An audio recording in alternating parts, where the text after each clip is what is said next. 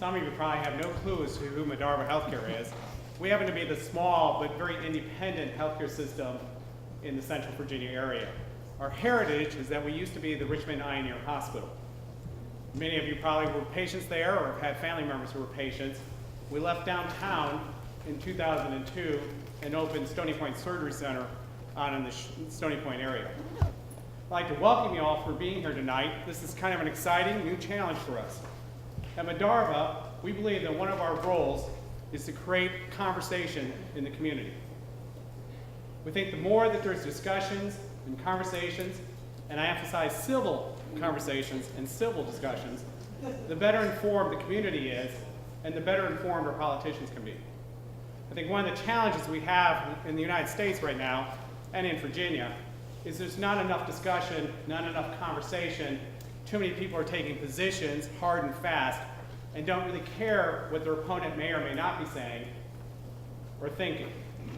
And so there's no balance, there's no shared vision, there's no future in that kind of environment. Almost every day there's an article in the newspaper or on one of the TV stations talking about healthcare. Whether it's the expansion of Medicaid in Virginia, whether it's the Affordable Care Act, or whether it's a new and exciting development in healthcare. We are consuming a large portion of the US economy, and it keeps growing. The exciting part is that there are always new developments, new inventions, new medications, new techniques, new treatments. The unexciting part is that there's a huge bureaucracy that as healthcare providers we have to deal with, and as patients you are starting to deal with on a fairly regular basis. Our goal tonight is to generate a conversation and a discussion between you, between several of our physicians, and between two of our candidates for the 7th District. I said this is a new and novel idea. We tried to do this with the two governors when they were running, or the candidates for governor. They didn't want to be in the same room to talk to each other. It was a little problem. So I'm pleased that we have Mr. Trammell and Mr. Carr here tonight who are willing to participate in the discussion, because I think, again, that will generate a better informed population and better informed politicians as we move forward. I think we've given you cards to write questions on so that we can engage, so that you can engage in the discussion. I encourage you to write notes on those cards or questions on the cards. We'll be collecting them periodically through the evening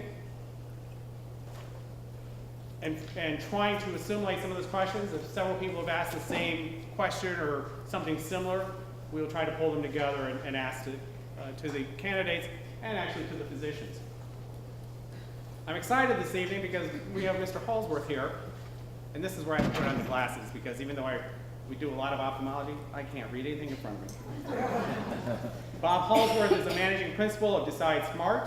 Prior to joining the firm, he was the founding director of the Center for Public Policy and the L. Douglas Wilder School of Government and Public Affairs at Virginia Commonwealth University. He also served as dean and interim dean of the College of Humanities and Science, the largest unit of 31,000 students at the university. I can't imagine being responsible for 31,000 students. I just can't fathom that. Mr. Holsworth is a well-known political analyst, and his observations on national and Virginia politics have appeared in the Wall Street Journal, the Washington Post, the New York Times, and numerous other papers. This time it's my pleasure to introduce you to Mr. Holsworth and turn the program over to him. It should be a wonderful evening here. And as Bruce said, what we're going to be really focusing on is healthcare reform, both in Virginia and in the United States. And it's a particularly great time to do that because on one hand, we have a national election for many Senate seats and the entire House of Representatives, in which many of the races will turn in many ways on what people think of the Affordable Care Act or Obamacare. Secondly, in Virginia, one of the most important political debates going on an ongoing way in the Commonwealth is whether or not we should expand Medicaid here in Virginia. And then finally, as Bruce mentioned, you can't go anywhere in the popular culture without seeing articles about the evolving nature of healthcare in the United States and where it might be going. I was even reading a piece as I was looking at the paper this afternoon in which they were talking about digital healthcare companies are the fastest growing recipient of startup funds from venture capital firms in the United States right now. So we're in a very changing landscape for healthcare as well. And so the format for this evening is pretty simple. First, we have two of our candidates for the 7th District Congressional seat, James Carr and Jack Trammell, and they're going to speak for 10 to 15 minutes about their perspective on healthcare and healthcare reform. And then we're going to ask for some reflections on their comments from our panel over here. That includes both Bruce Kupper and then two of our physicians, Wayne Shaia and Stewart O'Keefe, both who are running for Surgeon General of Virginia. There. And then we're going to take your questions and the questions that we have already on the internet for a panel as a whole to conclude the evening. So first, let me just introduce the candidates one by one. James Carr is going to speak first. James is a graduate of the College of William and Mary, where he got a BBA in finance. He then went to live the dream for a number of years, traveling around with a rock band, as I see from his website, on that front. Has come back and is now working himself in healthcare finance, after working as well for defense contractors. So he knows both finance, he had experience working with government contracting, and he now has experience in the healthcare arena as well. So please join me in welcoming James Carr to the stage as he gives us his perspective on healthcare reform. James. This is always the fun part of the evening. Well, I really do appreciate you having me out. Is everybody here familiar with, in general, the libertarian platform? You know, I usually, when I ask that, get about half of the hands go up sort of reluctantly because nobody really wants to admit that they've heard about these libertarians. So now I actually have come to a libertarian stance from just my background naturally led into the idea of individual liberties. And I grew up around here. I actually went to Highland Springs High School, Hardy and Rico over on the East End. Not doing so well in the news right now, unfortunately. Went to William & Mary, and as I said, I decided to tour around with the rock band for a little bit. I was doing road management, merchandising. I saw an opportunity and learned a lot from that, because when you do a little bit of everything, you find out just how misunderstood any industry can be. So I decided, okay, I need to start putting this degree that I've got $30,000+ sitting over my head in debt for, need to put that to use. And started out as a temp with Northrop Grumman. So I'm just going to take whatever I can to get in. Within a month, I was offered a full-time position, ended up being a senior cost analyst there, working on some extremely overrun government projects. And I know that's kind of hard to imagine that you're going to have projects that don't go right to the line in a government contractor environment when you're developing new systems. But it was amazing to me just how wasteful the incentives in that environment are. And met my wife and decided I wanted to go into something a little less complex, so I went over to healthcare. Yeah. That was a rude awakening very quickly. I actually started off, was at a small community hospital, and one of the requirements when you're working for a nonprofit and you're campaigning is that you do not speak. It's the first rule of campaigning is you do not speak about your employment. HR has been very clear about that. So I was at a small community hospital in Charlottesville. We've recently merged with one of the largest health systems in Virginia, and I'm now working in the corporate group for that in the revenue cycle.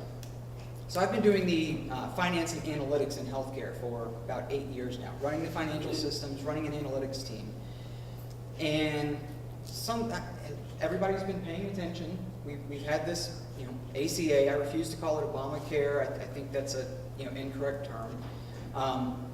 And Affordable Care Act to me is a little bit of a misnomer because it wasn't about health care and it wasn't affordable.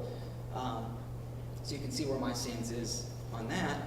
But when this was first coming out, it was very important for us to understand what the potential impacts were, and I've basically spent half of the time that I've been in healthcare trying to figure out what the impact from a provider perspective, from the ability to invest in the additional equipment we need as a nonprofit community hospital to provide the services to that community in a cost-effective way and still keep our doors open. Obviously, we've all heard about the trials and tribulations that every provider is going through now that this is in place. And if you step back before that, we're still really starting to understand how complex the RAC was.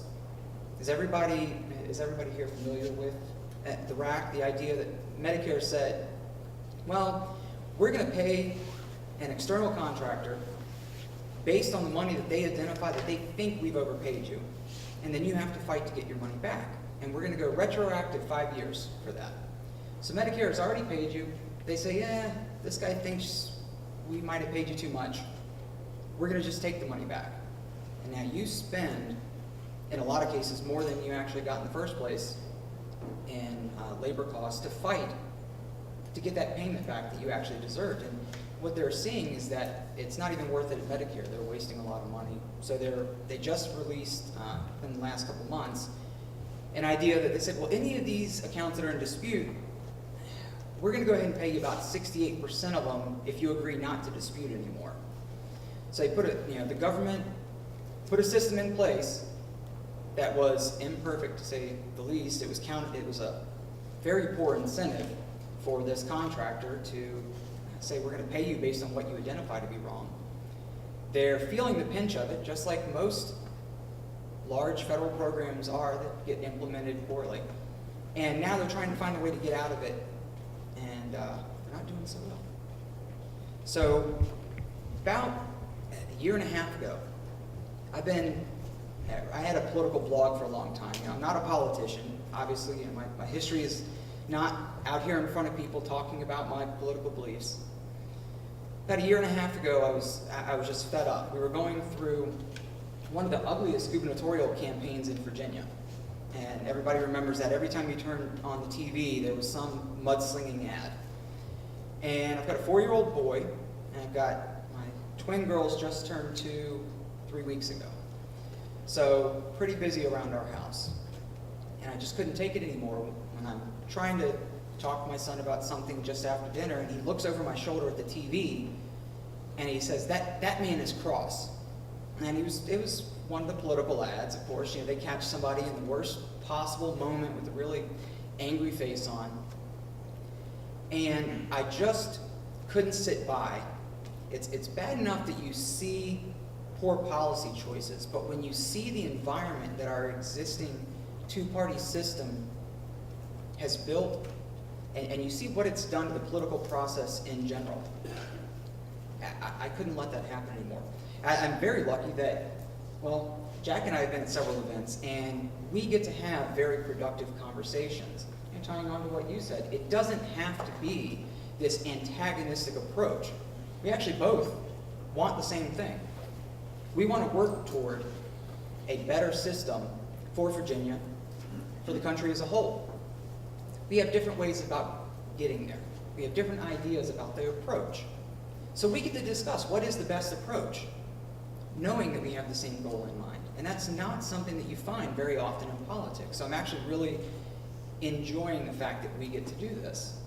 We're hoping that Mr. Brett joins in, because I think the three of us could have some very constructive conversations. So when my son says this last year, it all came over me hit me like a ton of bricks. I said, I've got to try and do something. And sought the Libertarian nomination, got that, and here we are. Well, the upset with Mr. Cantor has really leveled the playing field in the 7th District this year.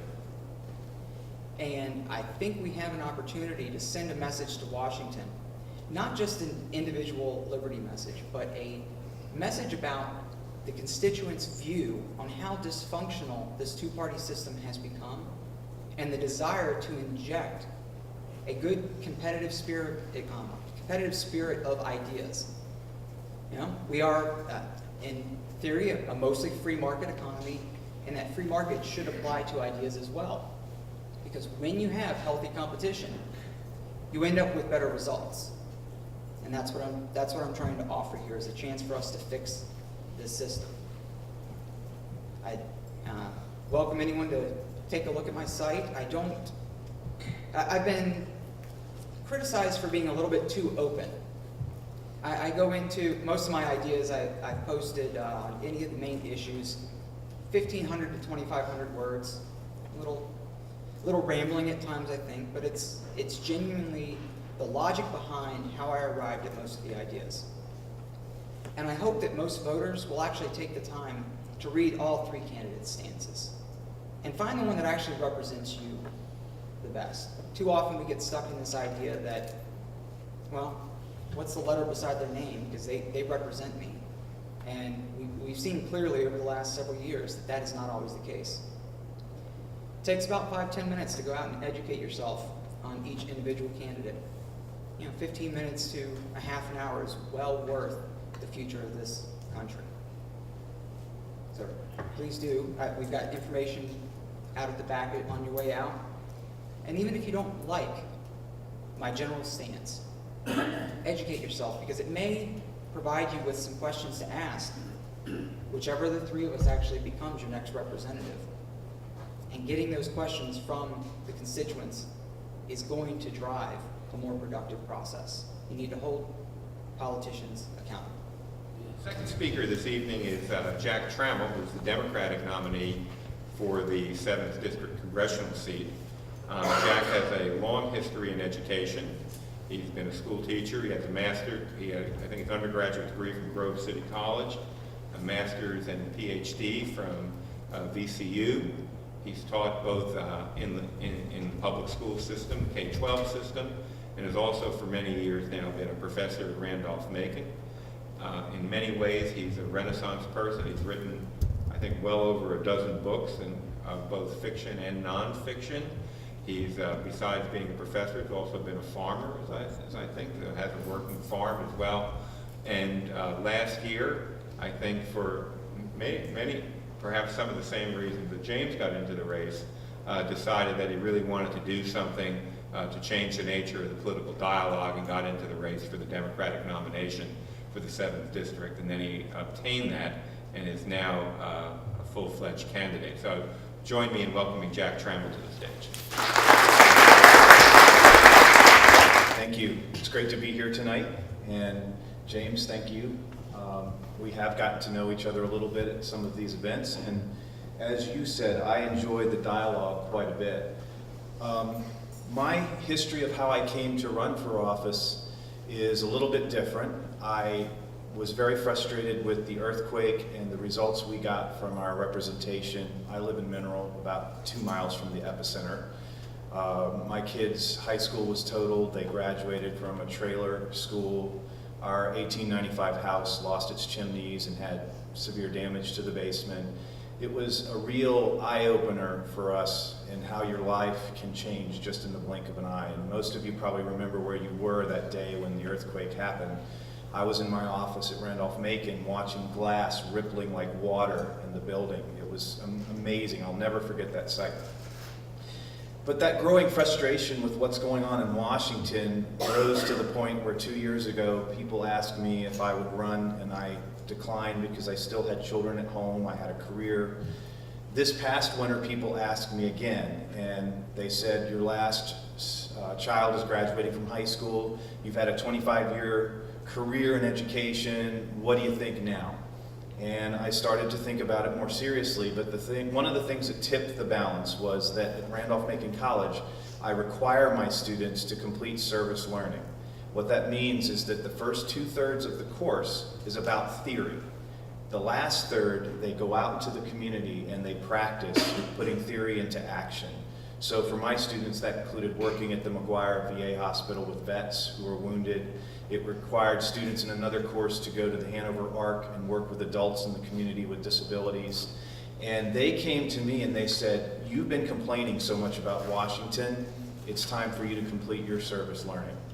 And I was convicted by that in part, and I said, you know what, it's time to do something. And here I am today, and we all know it's been quite a ride along the way with many plots and subplots in the story. Tonight we're talking more about healthcare, and as I tell you a little bit about myself, I'll weave in a little bit about where I'm coming in terms of healthcare. To state a general position, I feel that the ACA is a step in the right direction, but that we have lots of problems with it that we need to solve. I'll give an example of how it's working. I have a student, Andrew, who graduated a year or two ago from Randolph-Macon. He's taken over his parents' seafood business, and they gross a lot of money, but because of their overhead, they only net a very small income every year. So they are a business doing a lot of revenue, but they're living right on the edge. And the ACA is the only way he gets coverage. And he said, tell my story to everyone you meet, that I'm working 60 hours a week, I'm providing a service to the economy, I am trying to make a business viable in the community and maintain a family tradition, and this is the only way I can have coverage. Likewise, Audrey and I have a 23-year-old who is working barely above minimum wage, living with roommates, so she's independent, and we praise her for that. But again, the ACA is the only way she was able to qualify for coverage. Now you balance that with the problems, and some of the problems are that small businessmen and women in Louisa who have talked to me feel that this is a threat to the viability of their business, and they don't know exactly how it's going to work for them. And so with the ACA, I feel like we have a lot of problems to solve, but we also see some benefits from it, and there's even some evidence that it's helping with billing related issues. I saw an article that it's saving $5.7 billion in the billing area just in the last year alone. But yes, it's got a lot of problems that need worked out. In terms of healthcare, I have many other stories that connect up to me personally. My stepson went to Afghanistan and was wounded and came back with post-traumatic stress disorder and a traumatic brain injury. And Audrey and I have walked through the process of helping him interact with the VA and with community services. And we really feel, again, like we have such tremendous resources in this country, and yet some vets, and it's not just a few, have tremendous difficulty still accessing these services, and in fact are forced to live in certain places if they want access to services that they might ideally be able to access more widely if we could arrange things a little differently. So again, part of my platform as a candidate will be to reform the VA and even consider systems where vets might get a Medicaid card and be able to go almost anywhere to get the basic services, because right now we're asking the VA to hyper-specialize in thousands of areas. But it's a self-contained system with a very limited client base. And so we're not making the best use of our resources. And this is, again, the issue with the ACA. It's a big thing we're trying to do, and it has lots of complications. In terms of my story, I also think that healthcare relates to seniors. I have a mother who is retired and is using Medicare, and I have walked through some of her adventures and trials and tribulations as she goes through this phase of her life. So the general theme for me is that healthcare presents us a lot of wonderful, wonderful opportunities to take advantage of the new technology that was already mentioned, the new treatments, the new medications. We live in an amazing time.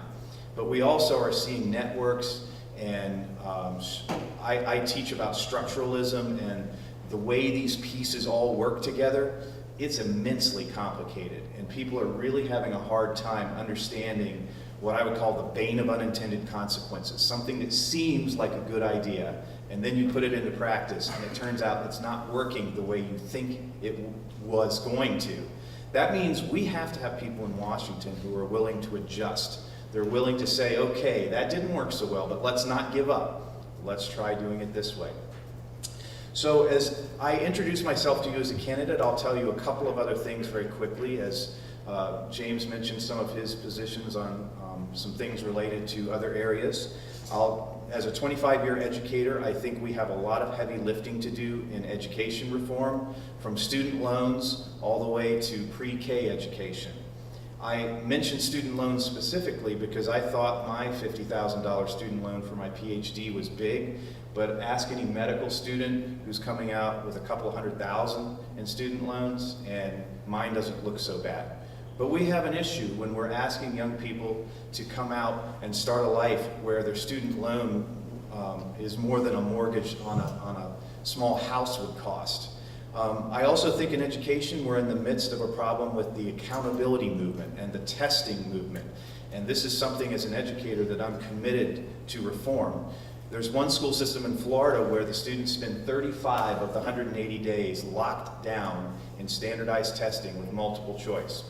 And I can tell you that that's not a healthy situation.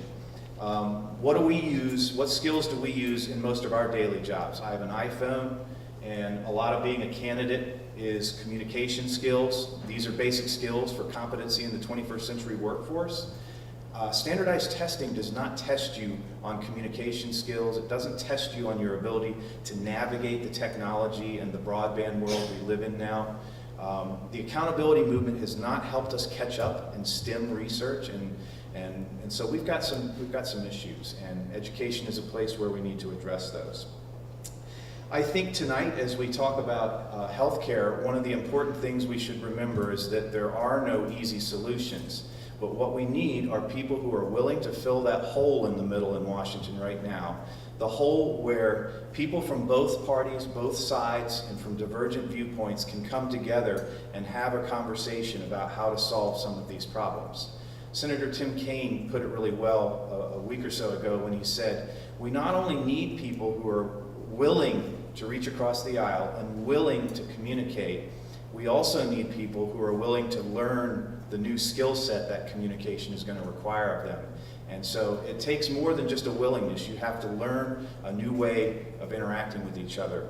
And I would liken it to some of the special education meetings I had when I was a public school teacher. You have a student with a disability, you have a parent, you have a psychologist, you have a social worker, a principal. They're all in that room together with me, the case manager. Each one of them wants something different. My job was to make sure that no one left that room until we had something that was going to help that child. It didn't mean everybody was going to be happy with the outcome, but leaving the room without doing anything was not an option. It seems like we've gone the opposite way in Washington, and we've just given people a blank check to get off the hook and not do anything. And I think that's got to change. And so hopefully, when we talk about healthcare tonight, we need to talk about solutions and not doing nothing, as this Congress has done. So thank you for inviting me here tonight. It's wonderful to be here. I'm very excited to, 32 days until November 4th. And I hope you'll hear some interesting things tonight from the panel in response to these complicated questions. I'd like to introduce our two physician panelists right now as well. First panelist is Dr. Wayne Shaia. Dr. Shaia has a long history of dedication to the field of otolaryngology. After completing his ENT residency, as I usually call it, at Medical College of Virginia, he also completed a competitive 2-year fellowship at the prestigious Michigan Ear Institute in Farmington Hills, Michigan. He returned to Richmond in 2006 and entered practice with his father, who at that time served the greater Richmond region for over 30 years, caring for patients with complex ear and balance issues. Dr. Shaia is board certified and takes great pride in solving complex ear conditions at the Balancing Ear Center in Richmond. Our second panelist is Dr. Stewart O'Keefe. Dr. O'Keefe is a native of Richmond, where he helped establish the Retina Institute of Virginia, where he currently practices. He earned his BS from the College of William and Mary and earned his MD at the University of Virginia Medical School. After his internship, Dr. O'Keefe went to the Emory University Eye Care Center for a residency in ophthalmology and continued at Emory, completing a prestigious 2-year fellowship in vitreoretinal surgery and diseases. He's board certified, a fellow of the American Academy of Ophthalmology, and an active member of the Virginia Society of Ophthalmology. So let me just begin with the question that sort of takes off on some of the comments that we heard from James and Jack. And if I could ask Dr. Shaia to start. And that is, in your own practice as a practitioner,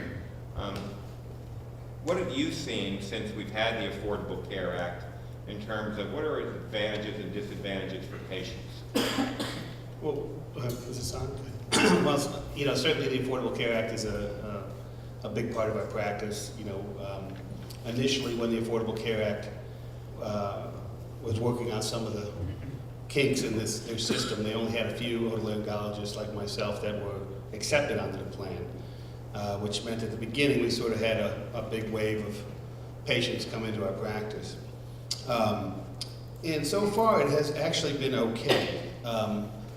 Reports have been coming out that about 30% of the patients on the Affordable Care Act fail to pay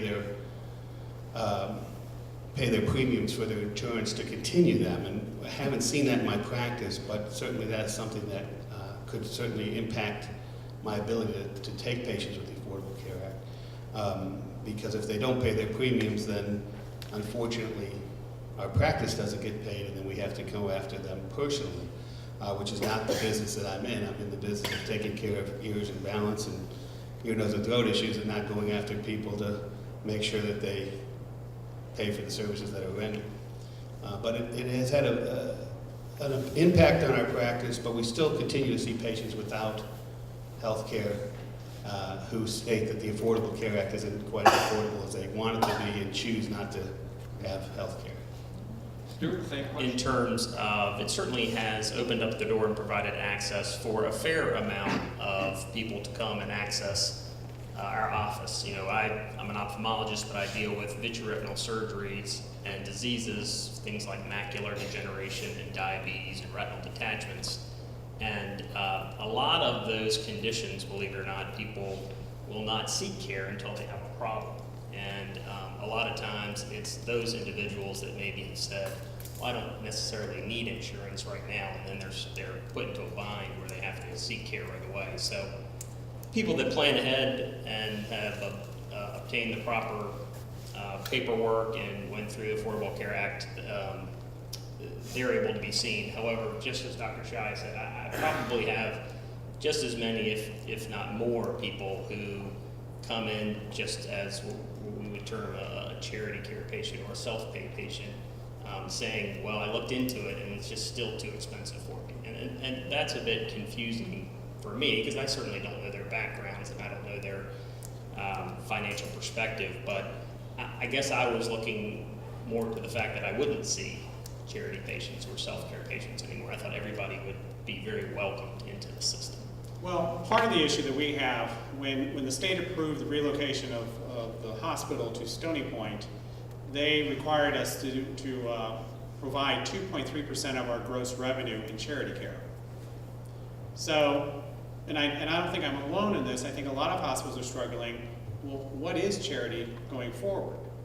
If a patient, in the past it was very easy, if they were 100% of the poverty level, easy write-off. If it was up to 200%, we had sliding scales. But now if we have a patient who could have bought insurance through the Affordable Care Act, but chose not to, and they're presenting to us, are they charity or are they deadbeats? And so do we write it off as charity care, or do we turn it over to our collection agency and pursue whatever it is we can get? And so there's a gray spot there, and there hasn't been any definition given to us in terms of what do we do in the future, and yet we still have a requirement to provide 2.3% charity care. And that may sound small, but our gross profit in 2013 was only $2.1 million. We provided $1.1 million in charity care. So we're very proud of what we do on the charity side, but we're sort of stuck in this limbo right now what to do. And as both Dr. Shaia and Dr. O'Keefe referred to, our business is not collections and collection agency. Our business is actually taking care of people.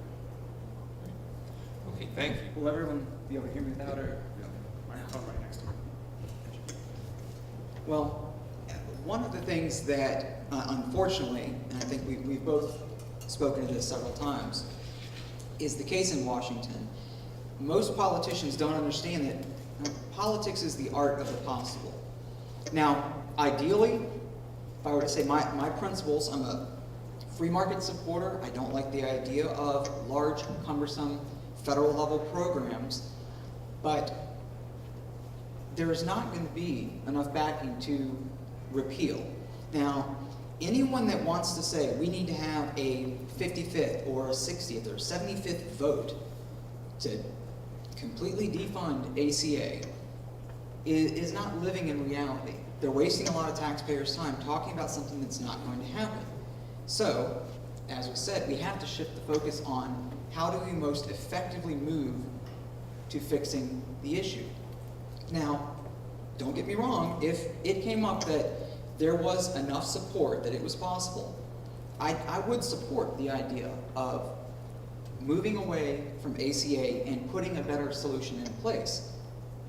The problem is that people who have had these discussions about defunding ACA have not presented any transition plan. And the people that like to just rip a carpet, there are a lot of people who are standing on this rug right now, and anybody who wants to just yank it out without telling me how they're going to keep everybody from falling flat on their tails, they don't understand what has to happen. They're not working in their constituents' best interest.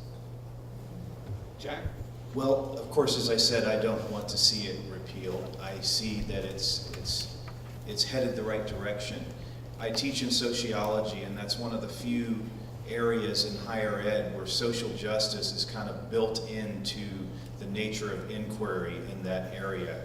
And I think that as wealthy a nation as we are, that we shouldn't have people suffering needlessly when we can make healthcare accessible. And the challenge is the accessibility, whether it's the vet who has to drive 80 miles each direction to get to the VA, or whether it's someone who has not seen the opportunity cost in terms of actually signing up for the ACA when they're eligible. These are all questions that sort of center around accessibility and how realistic it's going to be for people to actually get involved in the system. But I also think that, unfortunately, and I think I've heard James say this too, that many of the fixes for the ACA sound really good in practice, but end up costing hundreds of millions more dollars. And so there is quite a complicated economic cost to fixing the ACA. So I wouldn't ever want to mislead someone into thinking I believe we can use our royal scepter and just magically fix things. It's going to be very difficult, because if we want to, for example, fix the omission where the single pay can also be coverage for the family, I was discussing this with somebody earlier tonight, I think I saw that that would cost $500 million. And so the question is, where does that money come from, even if it fixes something that needs to be fixed? But this now turns to Virginia's specific issue. And this question is, how come the coal miners in the southern part of Virginia can't have insurance coverage because we have not expanded Medicaid, while in Kentucky they have expanded Medicaid for their underprivileged, and the coal miners in Kentucky can have coverage? How would you reflect on that, and what would you say we should do in Virginia in terms of expanding Medicaid? And I'll start again with James.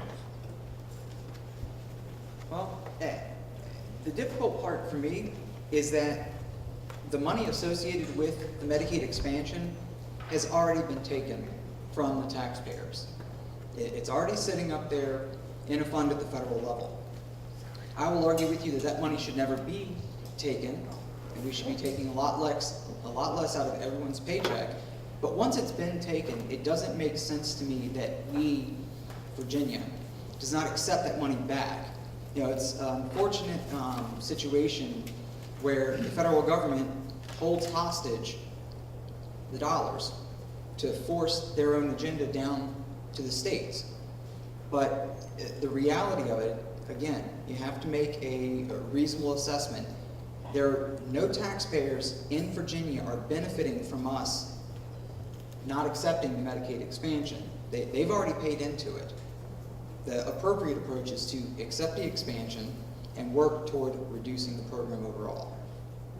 I could say that the reason it's there and not here is because people migrated to Kentucky to try doing things a little bit differently. But I'll just add that I think, again, the current climate of obstruction and to a degree the partisanship involved has resulted in many healthcare issues, including the overall fate of the ACA, being taken over by these other forces, which really have an agenda that's separate from the issue itself. And to me, that is part of the malaise of underrepresentation that Americans are suffering from, not just in the 7th District, but other places too. As a physician who takes Medicaid, believing that it's part of the mission as a physician to take all comers, it would be difficult for me to continue that if Medicaid was expanded. If Medicaid, which makes up about 20% of my practice now, suddenly became 40% of my practice, not so sure that I could maintain that, and probably would end up limiting the number of Medicaid Is that patients. because of the reimbursement rates that physicians? Because the reimbursement rates are lower, the patients actually tend to take more time. The histories aren't exactly easy to ascertain from the patients. So you end up spending a lot more of physician time, nursing time, dealing with them before surgery, perhaps if they're having an operation or after. So they tend to absorb a lot of time in the office for the staff, which I don't mind doing. But if it were to double, or if more people were going to be under this wing of Medicaid that maybe now have private insurance, but maybe now would qualify for Medicaid, it might not be as easy for me to maintain what I believe I should be doing as a physician. Stewart? I certainly support all of Dr. Shaia's points and agree wholeheartedly. One of the difficulties with taking a higher percentage of Medicaid patients is a portion of the Affordable Care Act was to instill a lot of these systems, particularly electronic medical records, electronic health records, which are a fantastic idea in theory, but they take a tremendous amount of time. And just as a result of that, we've had to almost increase our staff by about 20% just to take care of that issue. So our expenses go up and up and up and up, and our health care rates for our employees go up and up and up. And when reimbursement goes down, or when you start taking a patient population where your reimbursement is much lower, it's very, very difficult to run a practice. And my biggest fear as an independent physician is then I could no longer be independent, and then I would have to maybe work at a larger group practice or for another facility, and that's what concerns me. Bruce, from an administrator's perspective. I actually look at it from a different perspective, and this is where I run into conflict with my physicians. Expansion of Medicaid would actually be beneficial to us. I have 33,000 square feet of fixed costs. I have staff that are there every day. I have a fair number of patients who come in without any insurance. I mentioned that we give $1.1 million in charity care. So if I could replace that $1.1 million with Medicaid payments, that actually helps us. So it's a little different perspective on the facility side than the independent physicians have. Well, I think a good portion of my position was just covered, because a lot of those people that the Medicaid expansion is going to apply to are not those coming from the private insurance and the exchanges. They are the uninsured currently, and so the reimbursement that you're getting, while well below cost, is still better than what you would normally get from a true self-pay or charity patient. And you actually are able to count in a Medicaid position, depending on how the accounting is done. It is possible to have that as part of your COPN requirements, because it is, it's understood to be well below cost in most cases. So I'm perplexed at the idea that your assumption is 100% of the cases are going to come from private insurance with the higher reimbursements, where everything that I'm seeing, and I know, I'm coming from a facility side of it, so I understand that your perspective is that most of these are the uninsured anyway. So if you're getting some reimbursement as opposed to none, that's better. But that's from the facility side. As you know, facilities have fixed costs, and the more volume with any payment behind them helps us cover the fixed costs. I don't think that's true on the physician side. There's still, I thought earlier you said you still have a fairly high level of self-pay patients, correct? Yeah. When you accept Medicaid, well, first of all, in a certain day you have a certain number of slots to see patients. And you accept Medicaid. And if you're one of the only physicians who accepts Medicaid, guess what you get? All the Medicaid in the city. And we all know that the reimbursement is much lower. In fact, sometimes you lose money seeing a Medicaid patient, but you feel the need to do that as a physician. If Medicaid got expanded, all of my slots in my office, let's say I have 15 for the day, instead of seeing 4 or 5 Medicaid patients, it would double or triple. Whether they were uninsured before, I wasn't seeing all of them that were uninsured. They wouldn't come to me necessarily. Some of them need to be seen that are uninsured. Some of them don't necessarily need a subspecialist evaluating their condition, you know. But if they have Medicaid, it's sort of unrestricted. They can go see anybody that they want to see as long as they've got their Medicaid card. So there's no filter for them. They just call up the office, the girls say, well, yeah, we have time here, and the patient comes and some sees. kind of private sector reform that would I'm manage care? I'm not coming up with a solution for it. I'm just telling you how the private practice physician has to react in order to protect their practice. Okay, since people seem to be a little reluctant to write things down, I think I could handle questions if people want to just stand up and give them. But What is the future for family practice physicians? well, I start with the physician and the Let me administrator. start it in the physicians, because they're post-specialists. Interestingly, I spent last Thursday evening about an hour and a half having a conversation with a senior physician in an independent family practice group. I think they're in peril. And it's not because they want to go to work for a system. I think they feel like they're being forced into the system. You know, as a practice, he's able to offer a new grad coming out of med school or residency about $140,000 and then another $20,000 in benefits. And he's being outcompeted by hospitals who are offering $180,000 to $200,000 and then sign-on bonuses and then benefits on top of that. So, as Bob mentioned, or I guess it was Jack who mentioned, med students are coming out with $200,000 plus in debt. The guaranteed income starts to look very attractive. And I personally think that one of the greatest perils to healthcare in the future is actually the millennial physician, because they come out with an entirely different attitude towards work. I think they're still committed to the profession. I think they still believe in the profession, and I think they're still caring physicians. But at the end of the day, they want to go home to their family. And they don't want to be on call on the weekends. They want to be able to be at the children's sports events. And so I think there's a push on from various forces to make the independent family practice physician almost an oxymoron. And part of it's because of the reimbursement. Most everybody's physician contract is tied to a percentage of Medicare.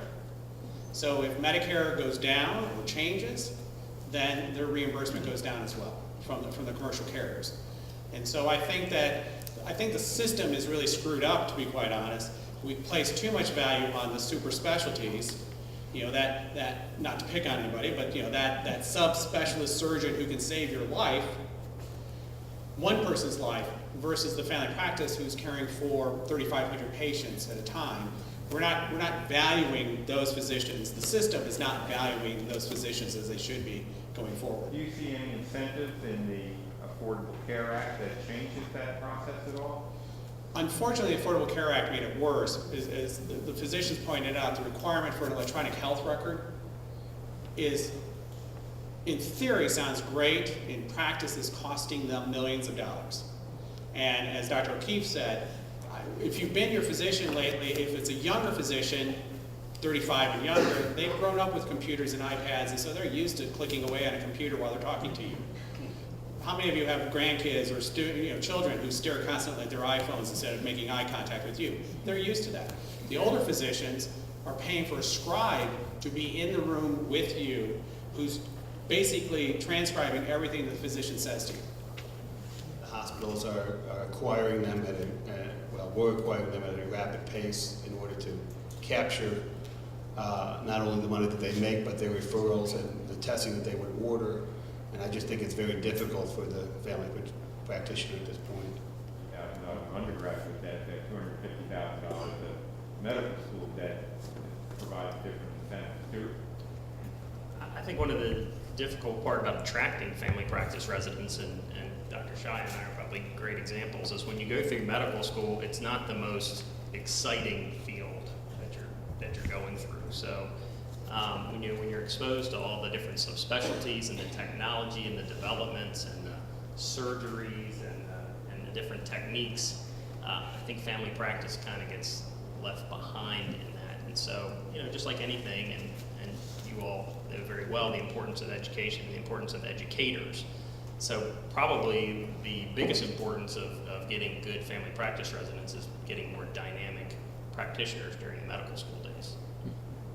Any comments from our panelists? Just that I think I mentioned earlier that from a systems standpoint, anything that gets really, really big becomes very difficult to manage and tends to push out smaller things. And so I too, just looking at the trend, would fear for small practices, independent practices, general practitioners, and that would be something that would be lamentable, I think. That's all I'll add. James? Well, I'd actually like to talk a little bit about the impact on family practice at a little bit larger level and what the coming years are going to do. Right now, we're seeing many of the baby boomers are coming of age and retiring, and if you think about how many people have a family practice physician who's been in the business for 20, 30 years, they've seen it all. They're great. They're the one that you rely on. There are a lot of these. Now, not just the ones that are coming up to retirement age, but even a much younger demographic of those family care physicians. Well, you got two things going on. ACA being one, and the electronic medical record requirement.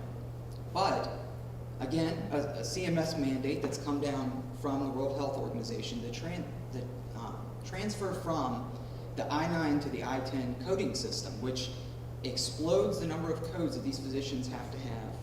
At most, especially with a family practice physician, you don't have a coding staff to go through and read the verbiage and translate it into codes, and that's how you get paid. Well, a lot of these physicians they said, hell with that, I'm not learning a whole new set of codes, I'm out. They've been in the industry long enough, they're in a position where they can retire early, and you're losing a lot of that very valuable experience. So it's another case of a government mandate for a set of codes, and it's not that there's zero use for these codes, but the specificity of injured my collarbone walking into a lamppost versus injured my collarbone walking into a doorway. It's fitting that the code I-10 is hypertension in this coding set, because that's what it's creating in the industry. And overall, most of the people, most of the businesses that have already been preparing for this, they're putting the electronic medical records, they're getting ready for I-10. It's costing the industry over $1 billion. And they keep delaying it. This is supposed to implement 12, 10.1.13, 10.1.14. We're not going to move it. So everybody threw money at it, because that's the solution. If you're going to have this immense scope, and you have a small time frame, the only thing you can do is throw more money at it. And CMS, okay, 15. No, we're really going to do it in 15 this time. And I don't know, have you guys started a pool to see if it actually takes effect in 15? $1,400 per month since the introduction of ACA. Both my husband and I are currently unemployed. However, our former income was over $100,000 per year. He went to the exchange so that we could afford coverage, and we were told that we must apply for Medicaid. We do not want to be on Medicaid, but we are forced into it. What is Mr. Trammell's solution?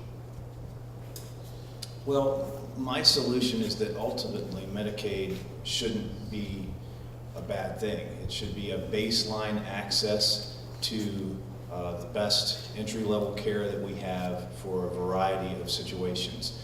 And that's why I would be in favor of letting our vets just have blanket access to that. I think ultimately, if we're going to have a large system and we're going to make it work, we've got to accept that it has some good aspects to it. And so I don't think there are any easy solutions in terms of cost. I have seen my costs skyrocket at work. And I think part of the intent of the ACA was in fact to try to harness costs and to control that a little better. And there are some mixed results, some of which show that we maybe have started to push a dent in that. There are some results that show that healthcare inflation is the lowest it's been in history the last 2 years. That doesn't mean that costs don't go up, it just means that relative, they have stopped going up so much. And so I would say that we have to hold out hope that some of the decisions we're making now are going to pay off the dividends that we intended them to. Okay. Well, my solutions, like I said, we have the same goal, getting more people the coverage they need, or more people adequate health care. And this is where some people, I lose them, when I want to make the distinction between health care and health insurance. Because there is a distinct difference. Health insurance is your risk management tool, which prior to the government implementing the wage freezes after World War II, it was not a standard practice for people to have health insurance. They had catastrophe insurance, and your visiting your doctor, anything that you needed was, if it was hospitalization, it was covered under your catastrophe. If it wasn't, you had a relationship with your doctor, you would set up a payment plan, you take care of it. You combine that with the McCarran-Ferguson that allowed the states to prohibit the cross-state, basically it was one of the, I think, most incorrect uses of the Commerce Clause. It said, okay, guess what, we're gonna, everything else the federal government wants to regulate completely, but we're gonna push this down the states and say every state come up with its own set of rules related to insurance and close out competition across the U.S. So when we talk about the idea of these plans, the cost going up, this $600 to $1,400, that is not the first time, it won't be the last time that we've heard that on the campaign. Well, why? It's because there are additional services mandated, and you're losing options. My personal belief is if you want to take a much lower level of insurance, if you have a higher risk acceptance profile, you should be allowed to go with a plan that doesn't offer so many bells and whistles. We approached it with this one-size-fits-all blanket solution. We've limited competition across state lines, which is where you're going to get, real innovation comes from competition in the industry. If you could see these very, low cost, high deductible for very specific circumstance, well, that's actually a great solution for many of the people who now are paying a lot more and they're not getting anything out of it. Jack, and then I'm going to ask some of the physicians, and we actually talked at dinner about some of the low-cost, high-deductible issues as well. I just want to add in response to the question that was asked of me that I publicly took a pledge that when I'm elected, I will not go on the plan that congressmen and women get. I will take a basic Medicare type plan when I'm in Washington because I think we need to lead by example. Low-cost, high-deductible plans, do they work or not? That certainly is the trend. Most employers nowadays can only afford the high deductible healthcare plans for their employees. And I must say most of the patients don't really understand what that is. They don't know what they have. They just know they have a problem, they want it fixed. And fortunately, a lot of the procedures and treatments that I perform are elective. And oftentimes they will ask me, how much will this cost? Do I really need this MRI scan? It's just hearing loss or it's just this. And when they find out that, yeah, they have this health care plan, but they're responsible for the first $5,000 or $6,000, it becomes a real issue for them, and they get less health care than they would if they had a different plan, because cost certainly does come into play a lot. Stewart? I think that's exactly the point. I think people naturally, are going to be given, or employers may give them the plan that has the lowest increase for them during the current year, and that's what their employers provide. And those high deductible plans, I think, are just grossly misunderstood. And people come in and they my experience so far, and again, it's new, so maybe people become more educated on it in the future, but they become very upset that they have insurance, but they still are having to pay so much money out of their own pocket.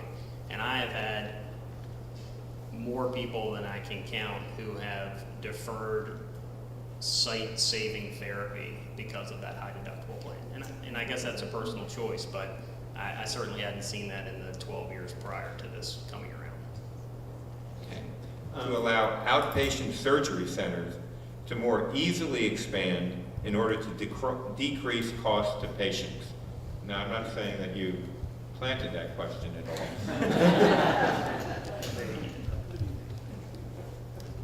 Well, actually, that's a difficult question because I'm going to end up on the wrong side, I think. Virginia is one of those states that has a certificate of public need, and the long story short is that we have to actually apply to the state for permission to add operating rooms or to build. There are some people who feel that that's a horrible thing, that the free market should take hold, and the fittest survive. Unfortunately, healthcare doesn't work well in the free market. It has perverse incentives.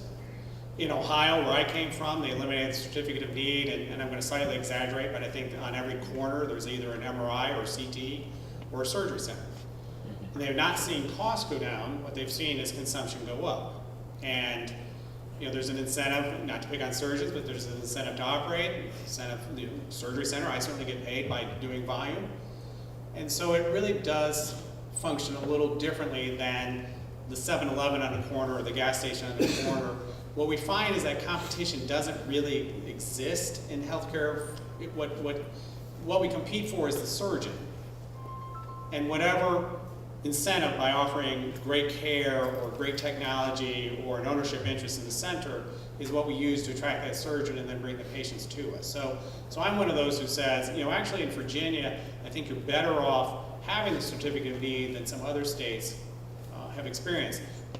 Medicare's response to all the MRIs and CTs that have existed is that they've whacked the heck out of the reimbursement for those freestanding centers. So now they have ceased to exist. It's sort of the unintended consequences. Medicare sort of drove them out of the market. Now the only place to get your CT and MRI in Central Virginia is basically at a hospital setting, and the hospitals are charging 2 to 3 and getting paid 2 to 3 times what the independent centers were getting paid. So when people talk about free market in healthcare, I don't really think it works the way they want it to work. I'd be lying if I said that was the first time that this has come up, and clearly you're talking about something that you're assuming is a free market position. The problem is that wasn't actually a free market that you're talking about in Ohio. What you're talking about is a heavily regulated and controlled. You said Medicare basically controlled the market. It was not controlled by true free market principles. And I take the COPN example.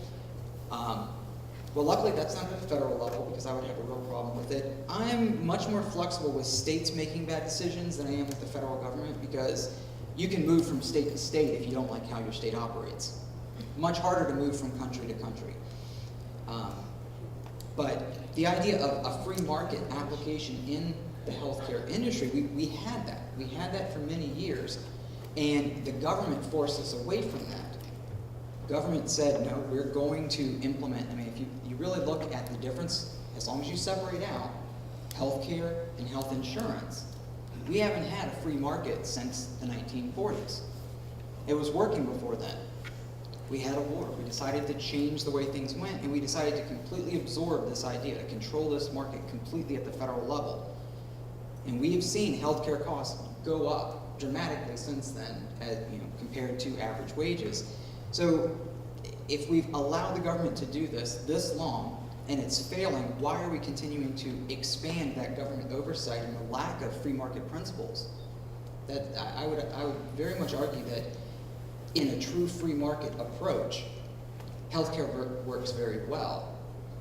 In a half free market, half heavily regulated government controlled, no industry is going to survive that very well.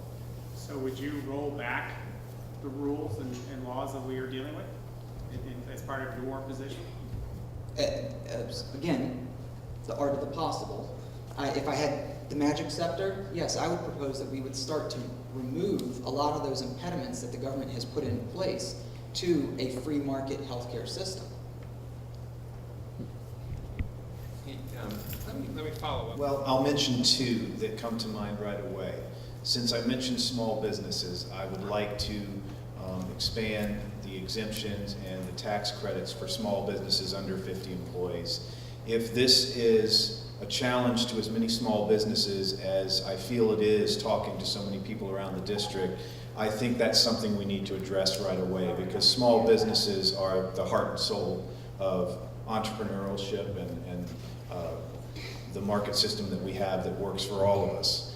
Another thing I would look at, though, are reimbursement rates for physicians, and that is something that I feel will come to a crisis soon if we don't address how to, instead of cutting that or leaving it at the status quo for years at a time, we have to have a reasonable system for increasing that rate over time, perhaps even tying it to market forces. This is one of the areas where I think if you're looking at what could possibly get passed, what could get through, I do think that that expansion for the small businesses, take it up to 100 employees, whatever we talk through, find out a level that works.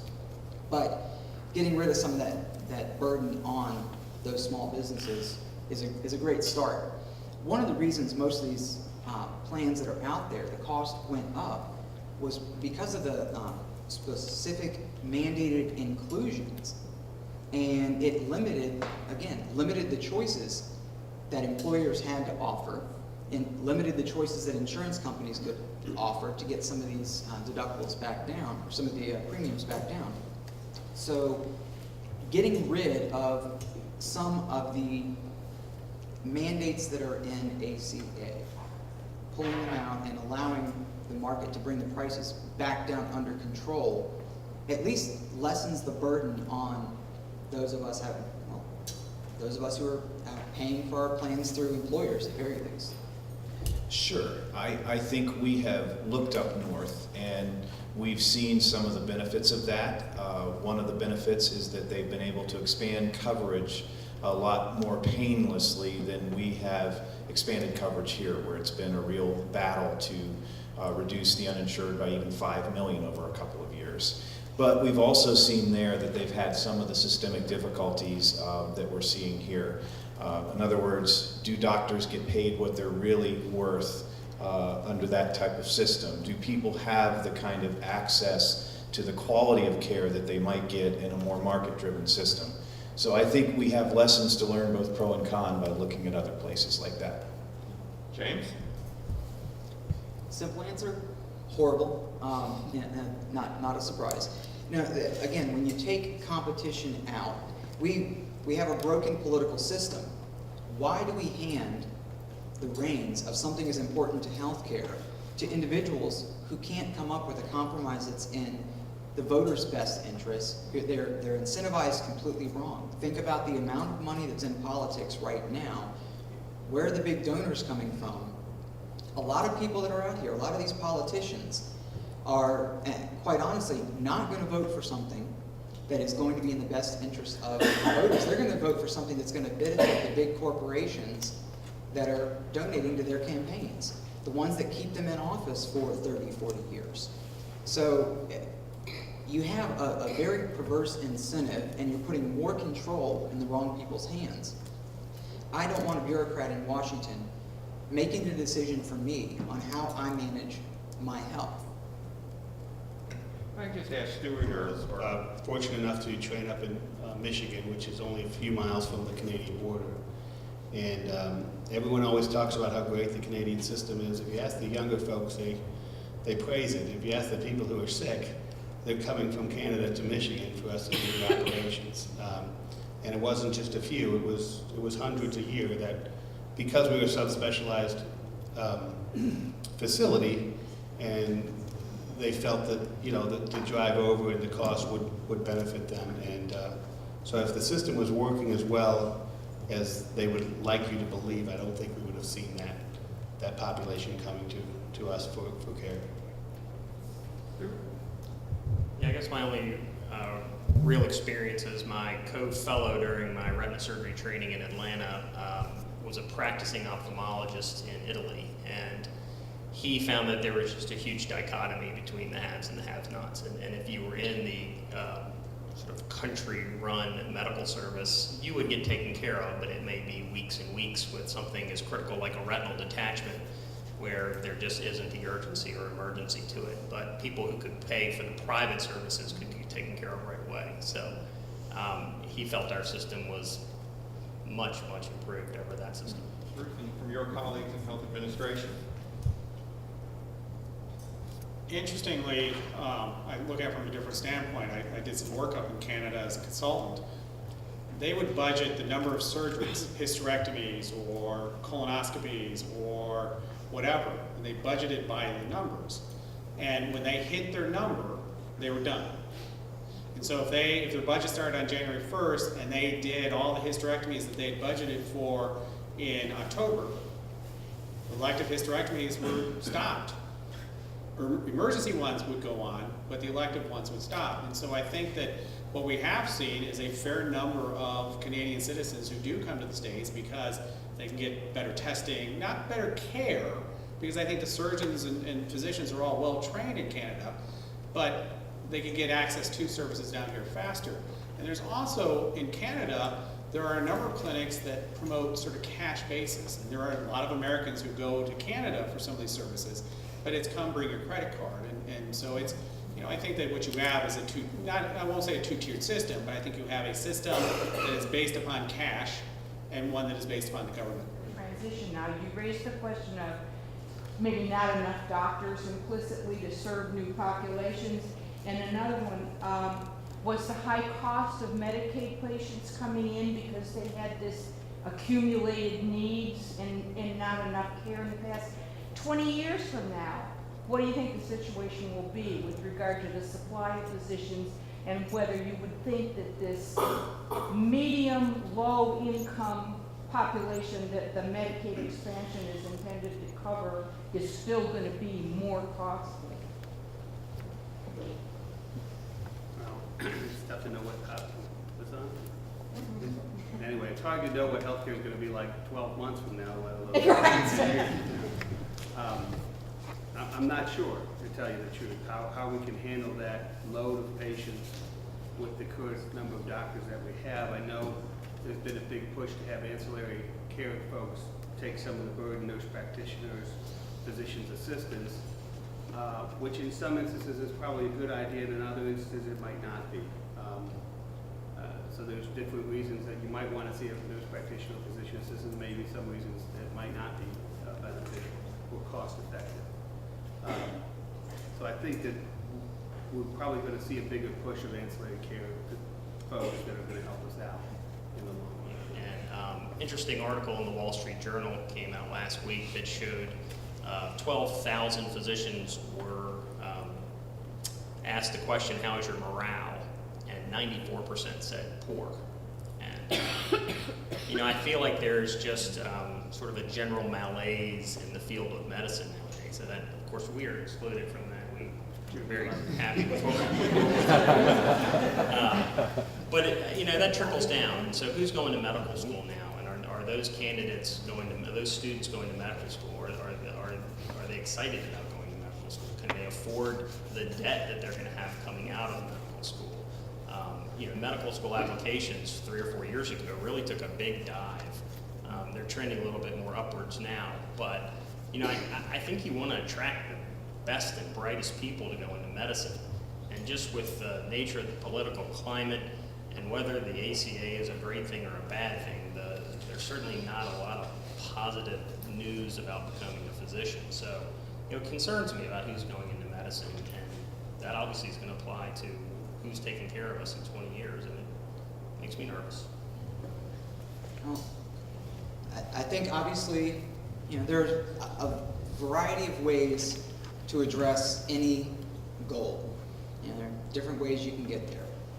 And some are going to have different pinch points. I think both of the different approaches that we have to solving the idea of healthcare access for more people That is the goal.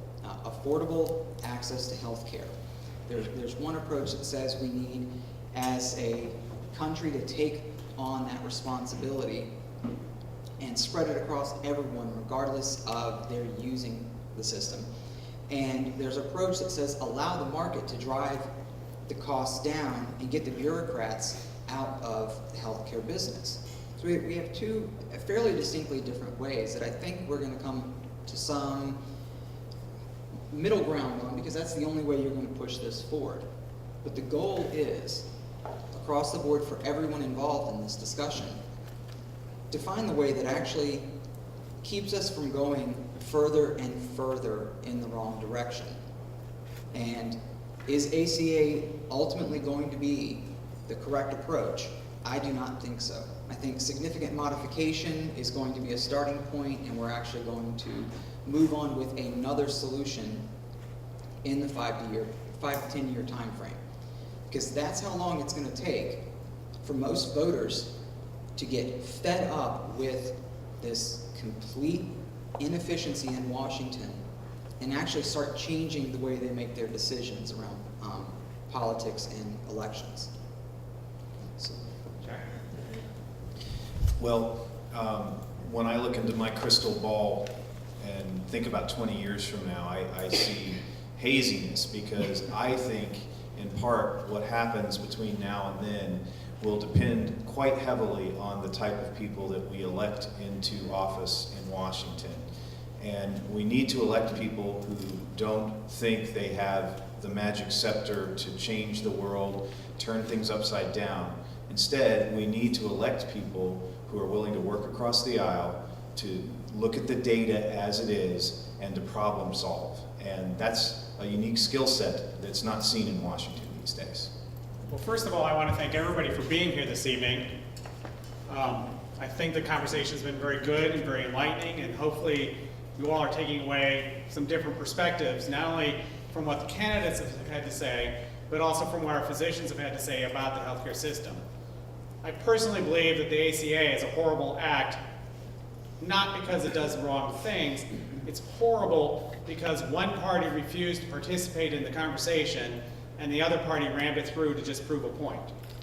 And not to pick on the Democrats, because there are many things I agree with, but Nancy Pelosi made sort of the most telling comment: we have to approve it in order to find out what's in it. I think the best, one politician once said to me that the best acts are the ones that come out where nobody's happy, because they had to compromise, they had to give on some things, they won a few points, they gave up a few points. And I think one of the problems, and we've touched on it a couple of times tonight, is that the problem is there isn't enough conversation in DC, and apparently there's not enough conversation in Richmond. And so part of, I think, the role of educated and informed people is to push that conversation and insist upon that conversation, and not just vote blindly or throw your support behind someone because they have an R behind their name, or a D behind their name, or an I behind their name, but really push them to express views that are similar to yours, or at least views that you can relate to. Or maybe you don't agree with them, but at least they told you what they were thinking and engaged you in a conversation. I want to thank you all for coming tonight. I want to thank Jack and James for being here, and Stewart and Wayne. I think you added a lot of information to it tonight. And Bob, thank you for leading this effort. I think you did a fabulous job.